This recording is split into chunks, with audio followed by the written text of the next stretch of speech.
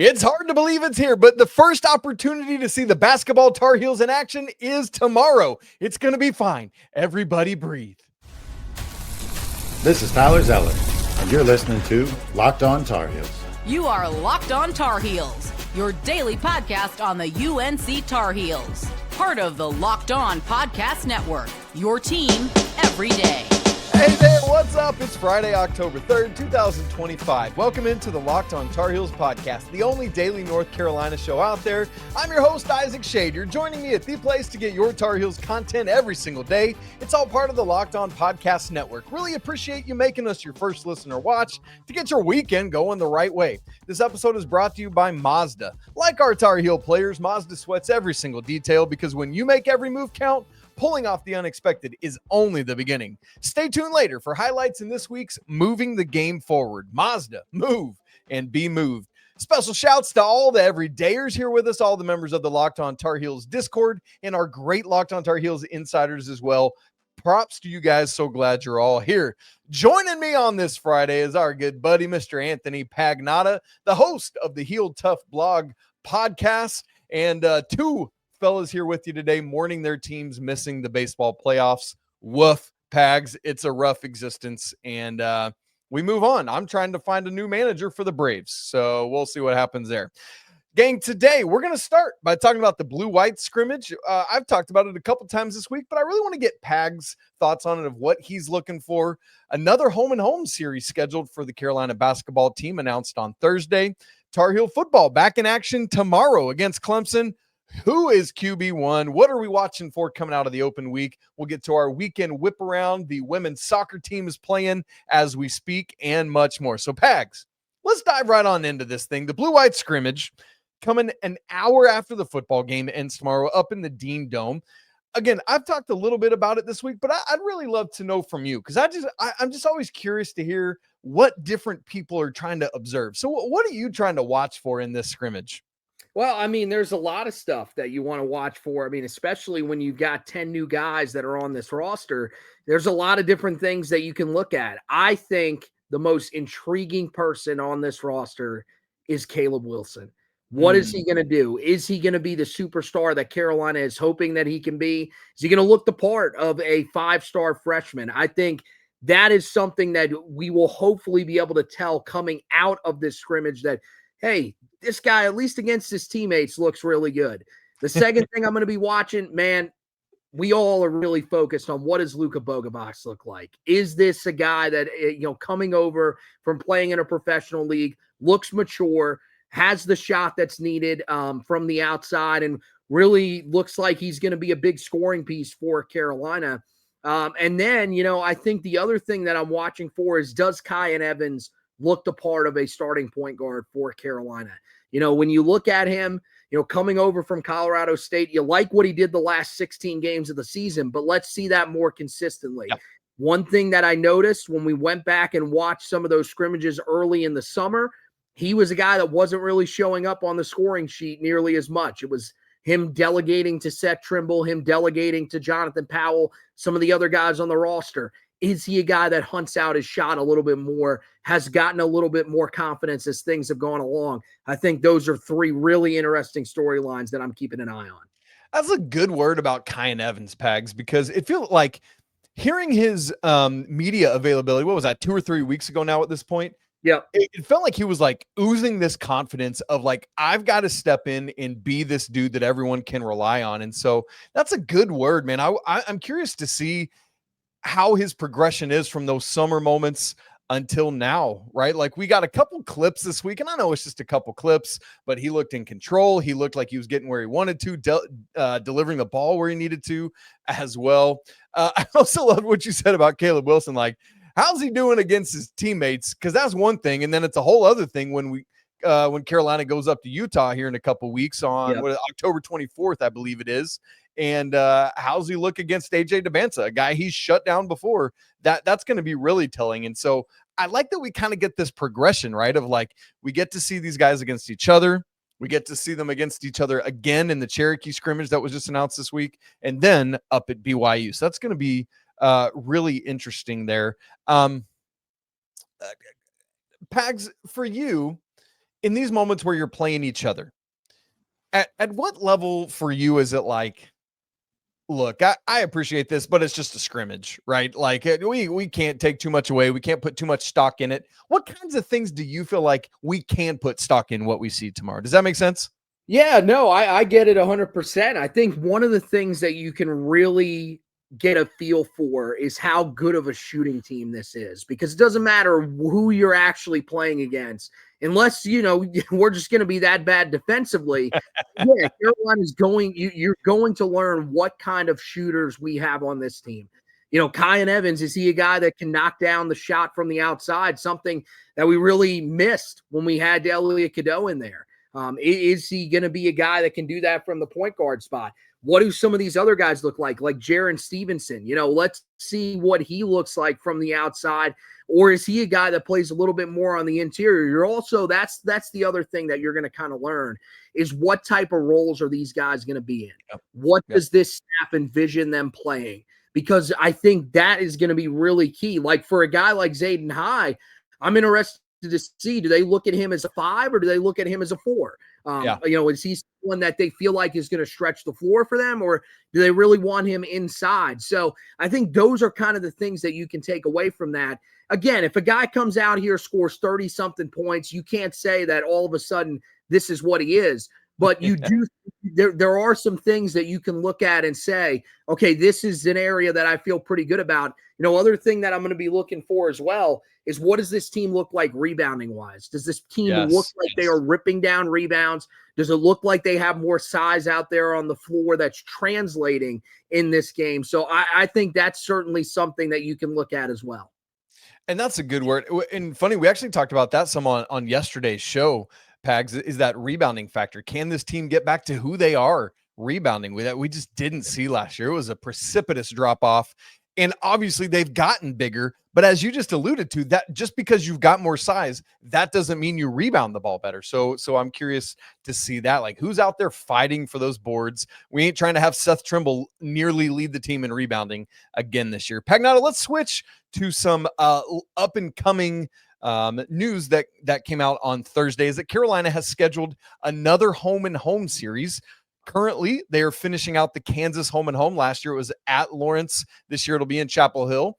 This year, Carolina starts a home and home with Georgetown in Chapel Hill this year, up in DC next year. And then next year, Carolina, now the news is starting a home and home with Butler at home next year, 26-27, and then up at Hinkle Fieldhouse in the 27-28 season. It's almost like football scheduling at this point, Pags. What do you make of this? Your takeaways from here. And all right, Carolina's scheduled another home and home.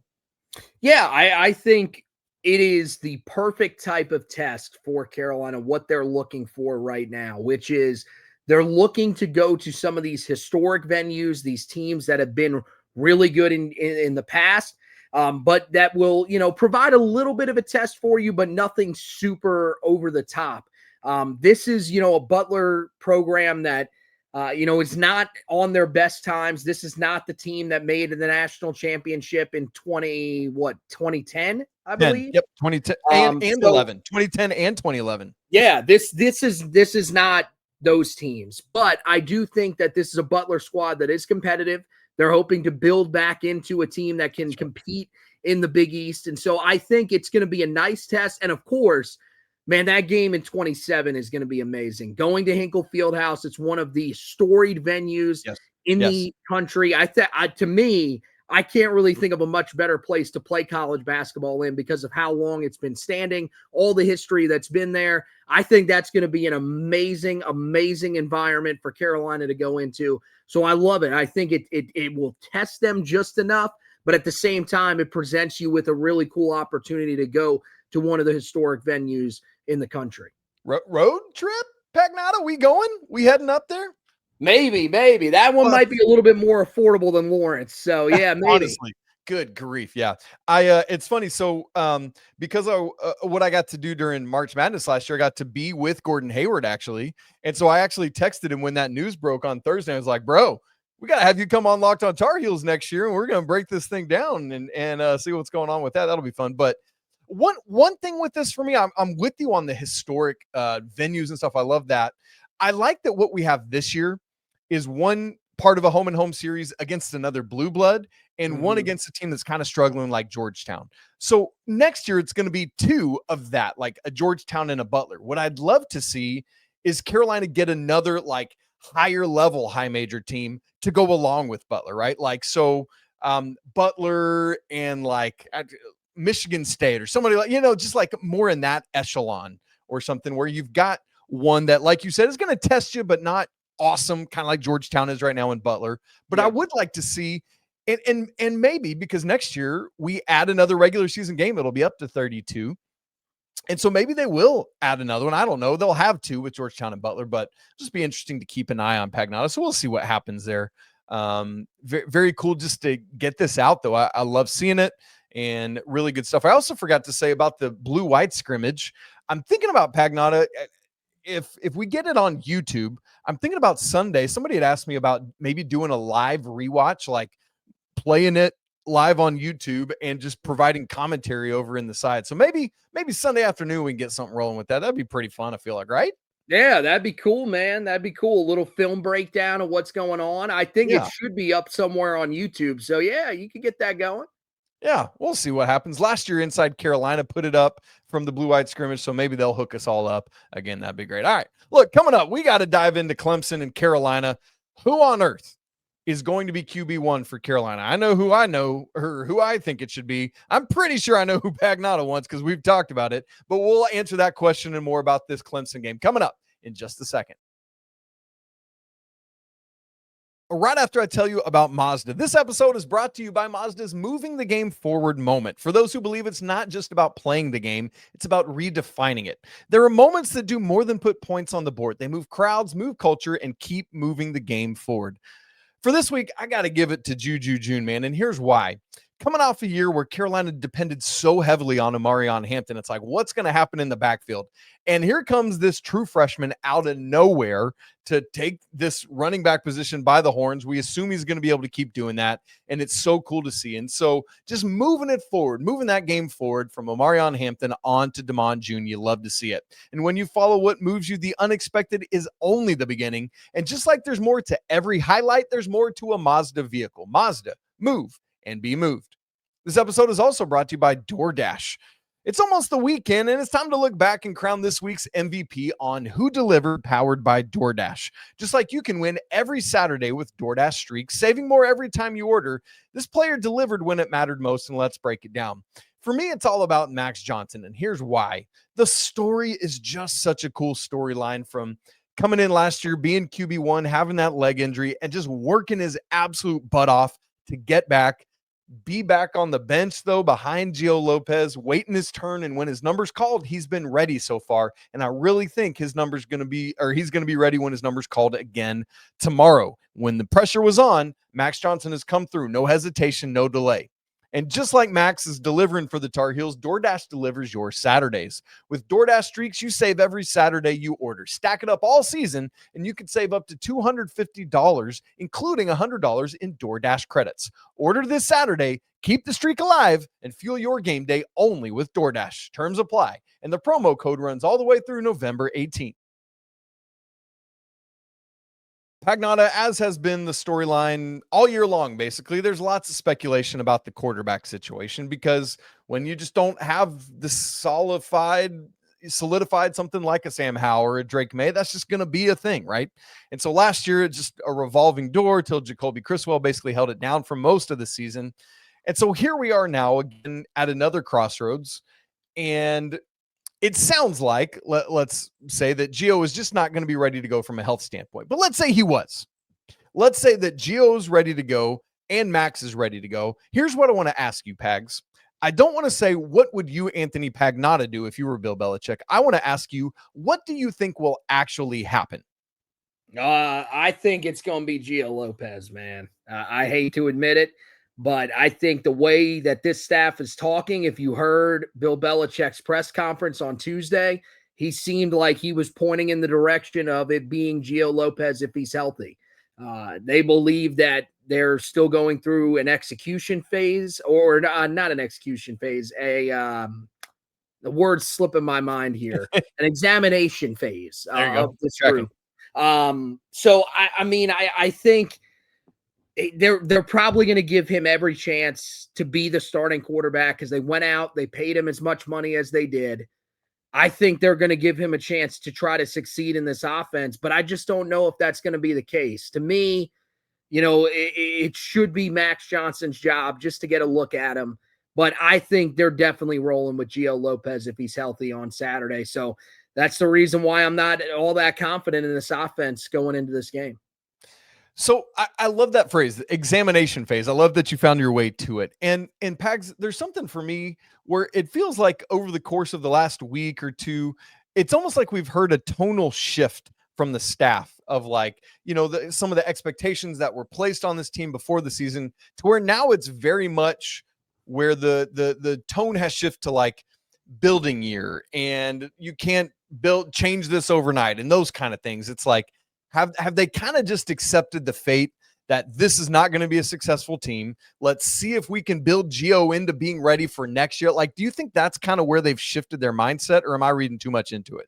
No, I think you're right. I think they probably have shifted themselves into the thought of this is for next year. This is for year 3, because right now, this is not a team that looks like they are going to make a bowl game this year. I mean, you look at some of the games, we were talking about it before we got on here, some of the games that we thought were going to be winnable games for Carolina, they don't look that winnable anymore.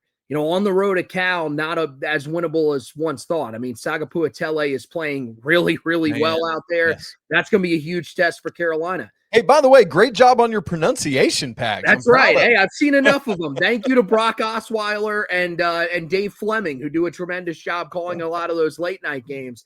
And then you go, on to Chandler Morris in Virginia. I mean, that looks like that might be the second best team in this conference.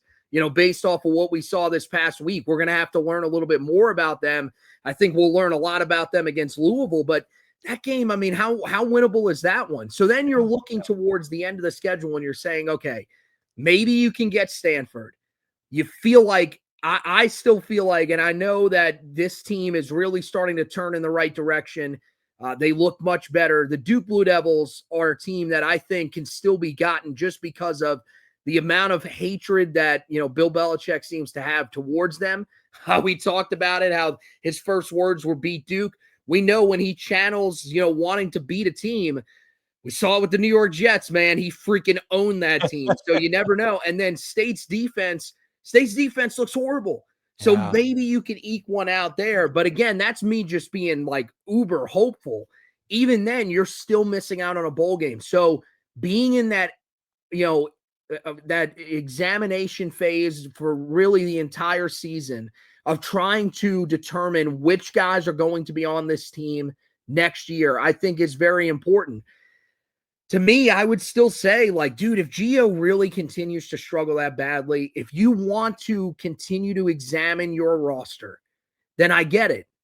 Let's look at Bryce Baker. Let's look at Arturi Newkirk, and let's see if those guys are the future of this group. Because unless something changes drastically, I don't think that Gio Lopez is the right guy for this system. And I don't see Freddie Kitchens changing his system. He didn't when he was in Cleveland. He didn't when he was with the New York Giants. Nothing has really changed. It's the same system that I saw when I watched him as a Giant fan. He's going to be stubborn. And if he's not going to change, then Gio Lopez is not going to fit this offense.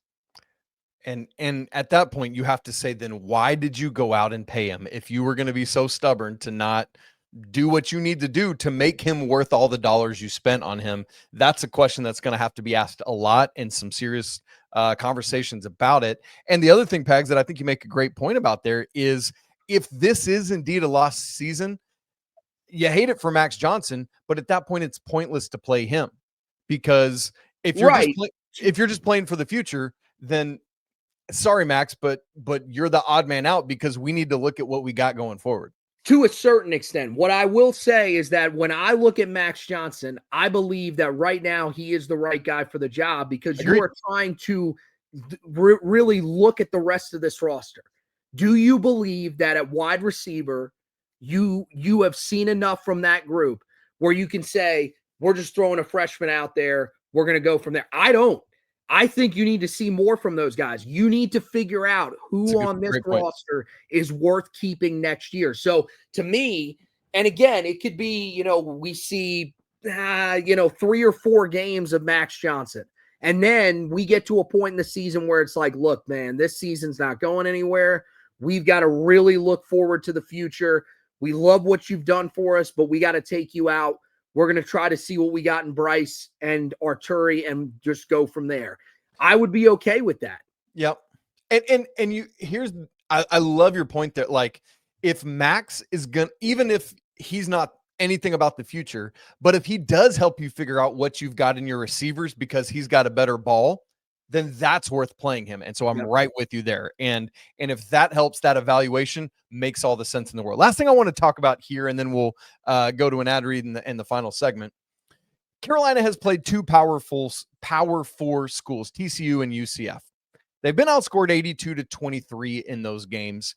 And Pags, what I've been trying to process a lot over this open week since the UCF game, how much of that 82 points is the defense is not as good as they showed in holding Charlotte and Richmond TD-less, and how much of it is nobody can play high-level defense if the offense can't sustain drives and you're stuck out on the field?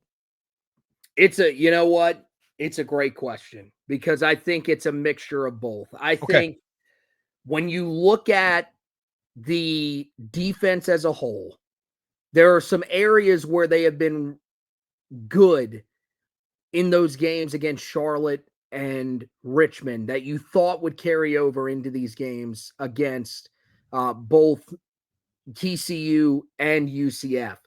But they got blown off the field in both of those circumstances. So what do you really see as being real? I think that the run defense is actually not that bad.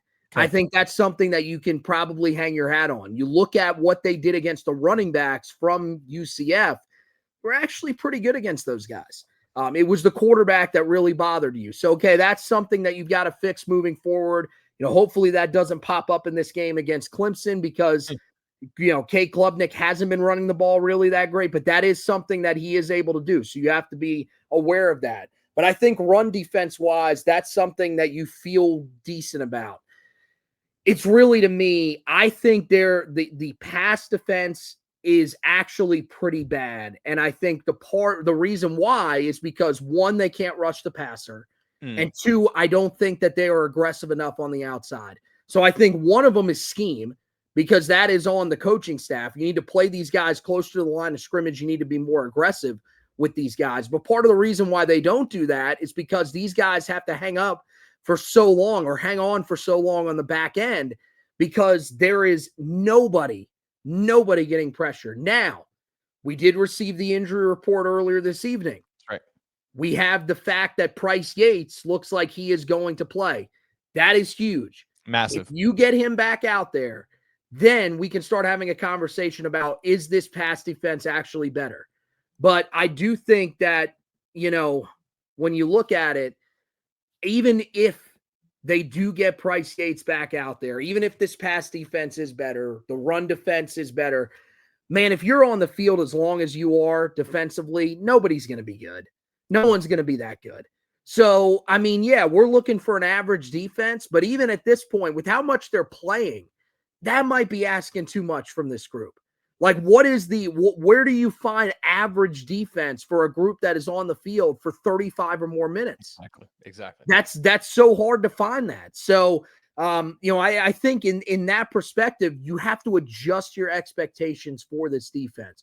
You want to see certain signs, like if they can start to get more pressure on the quarterback, but hey, we're still letting up, 24, 28 points a game because this offense is just not doing anything for us. We're being put in spots where we are just, they have great field position, especially if they keep turning the ball over at a high rate. Yeah, then it is what it is. But yeah, again, it's all about seeing incremental steps on that side of the ball under Steven Belichick, because we saw it last year at Washington. This dude knows how to coordinate a defense. That's right. So it's got to show up at some point this year. I'm just hoping that with Bryce Yates back out there, them back at full strength, they've got enough talent on that side of the ball to show it. All right, you said it earlier. We're trying to see if Carolina can go 4-4 in ACC play at least and make a bowl game ultimately when it's all said and done. Now, a couple more things to watch. I want to ask Pagnotta, give me 3 things specifically you're looking for coming out of the open week that Carolina has worked on that we'll see if they've made adjustments. We'll do that. We'll make predictions on the game outcome and our Project 28 weekend whip around to see what other action's going on in Carolina athletics this weekend. All that coming up in just a second. Right after I tell you about Peloton, who is shaping the future of fitness with the brand new Peloton Cross Training Tread Plus, powered by Peloton IQ. It's their most advanced equipment yet, designed to give you real-time guidance and endless ways to move. So whether you're running, lifting, or cross-training with your favorite instructors, this is in training reimagined. Peloton is built for breakthroughs with tools that help you plan, stay motivated, and reach peak performance. I love how the Peloton IQ system offers real-time strength coaching. It actually tracks your reps, suggests the right weight for you, and corrects your form, making every rep safer and smarter. In fact, as I said that, I sat up to hunch my shoulders back. The swivel screen is a game changer. You can go from running on the Tread Plus to strength training without missing a single beat. So let yourself run, lift, flex, and push forward. Explore the new Peloton Cross Training Tread Plus today at onepeloton.com. All right, Pagnotta, this Clemson game is sandwiched between 2 open weeks, kind of hilariously enough. And so, obviously, they've been working on a lot, getting a lot of practice in, trying to evaluate, as we've talked about some. But obviously, we want to see some things changed. And I know you're always processing this. And so I want to ask you, give me 3 things that you're specifically watching for coming out of the open week that maybe has been adjusted. Yeah, I mean, hopefully, it starts up front in the trenches that we've seen this group really take a step in terms of their physicality. That's something that I think has kind of been lacking. You needed to be able to get off of the one-on-one blocks on the defensive side of the ball, and you needed to be able to push around guys on the offensive side of the ball. This team's got to be able to run the ball better, man. It's simple. I mean, you look at what Damon June has done this season, almost all of his yards have come after contact. This can't be a repeat of Amarian Hampton because, yeah, Damon June is good, but he's not Amarian Hampton. That's asking a lot from him to just run through everybody all the time. So I want to see that. I think it will be better because I think Austin Blasky having another week to sort of get healthier, I think that's certainly going to help him. And then on the defensive side of the ball, I think you're going to see a little more physicality with Bryce Yates returning to the lineup. So I'm hopeful that area you can definitely get better in. The other area that I think you want to see them really improve in terms of, what the coaching staff has been able to do with them. Again, I'm just hoping that if it is Gio Lopez, you're seeing sort of an adjustment to the quarterback.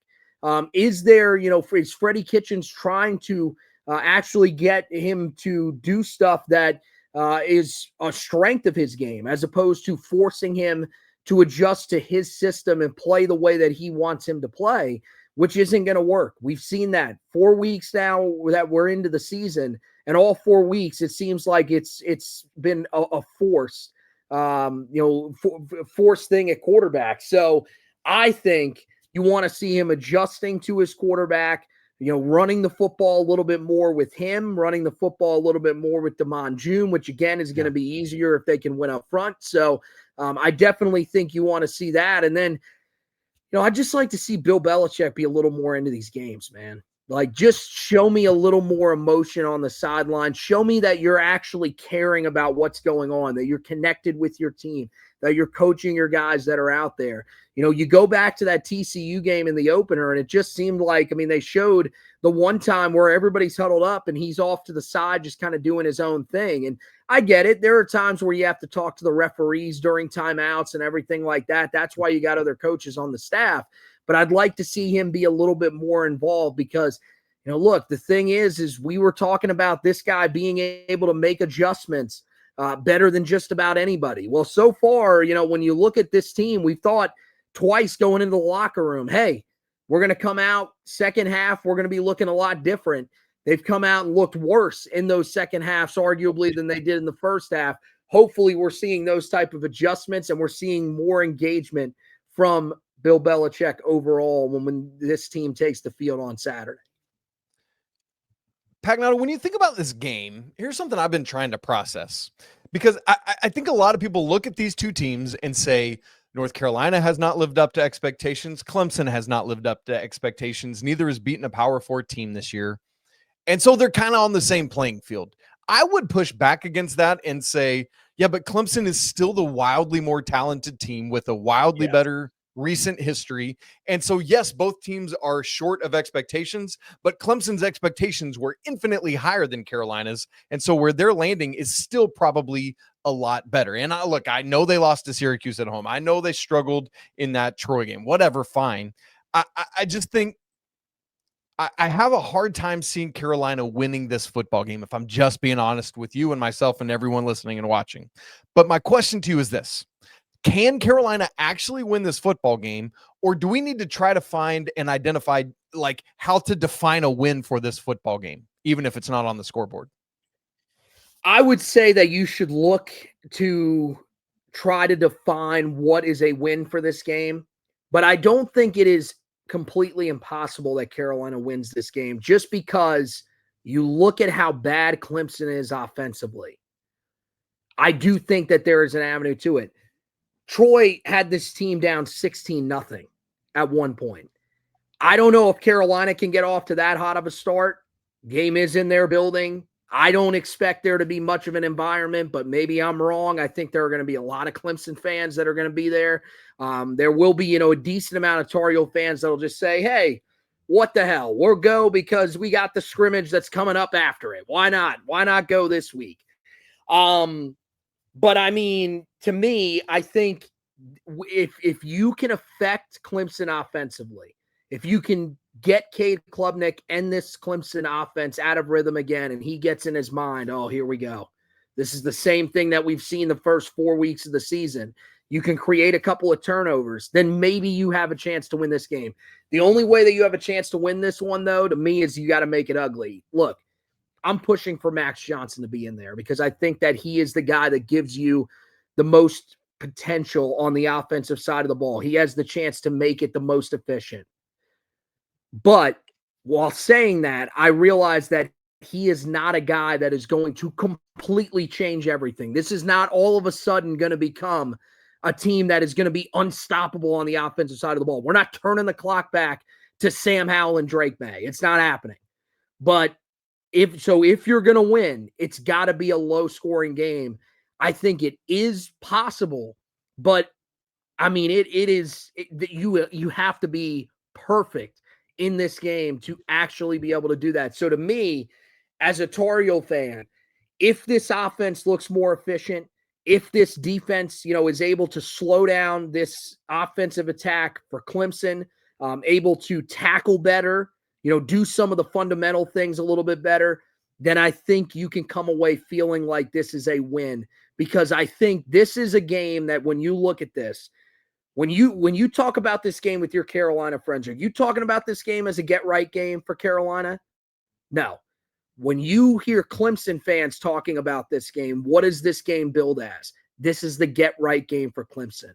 I think that is the way that it's going to be viewed in that locker room. They have more talent than Carolina. And so to me, you have to be able to take away the good from this matchup if Carolina competes, because if they do compete, it's at least a step in the right direction. They have not competed with the first two Power 4 teams that they've played. They just haven't. Okay.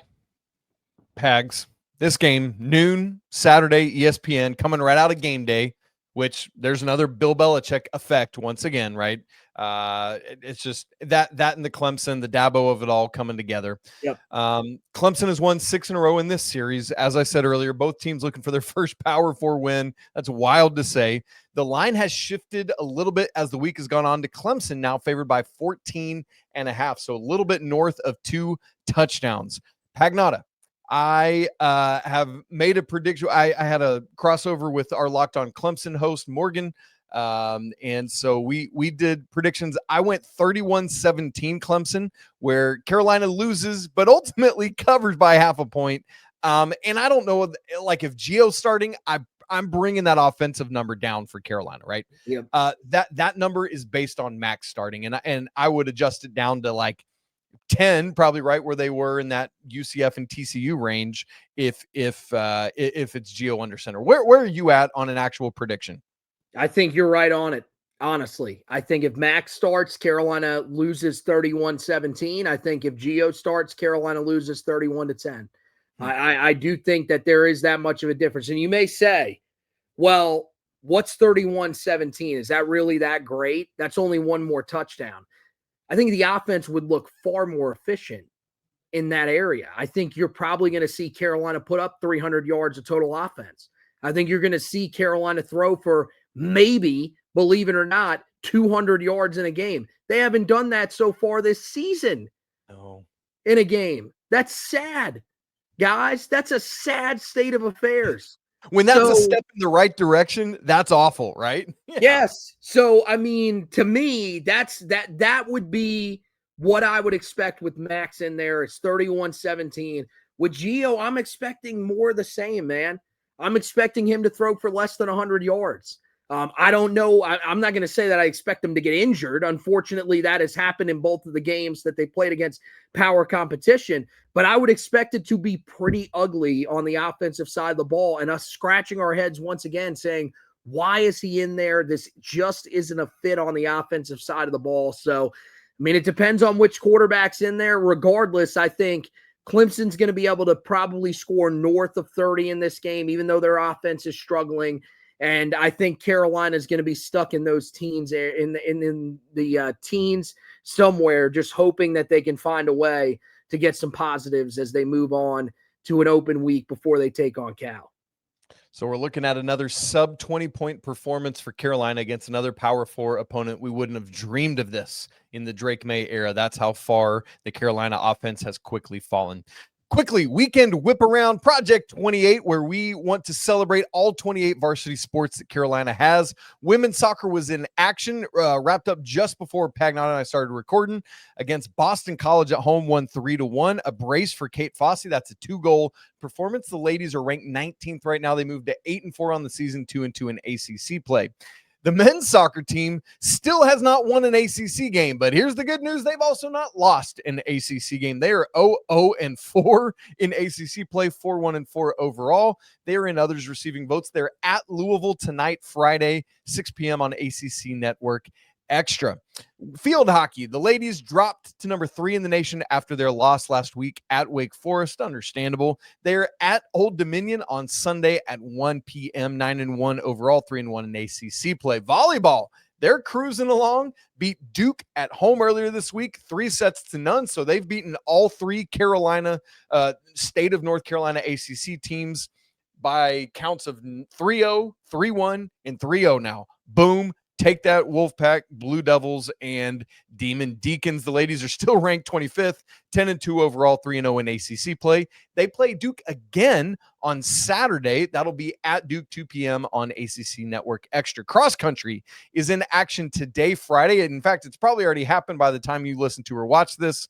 The women run at 10 a.m., the men at 10:40 at the Loyola Lakefront Invitational. Men are 16th in the nation, and the ladies 18th. Pags, another great weekend of Carolina athletics. Oh, yeah, definitely exciting.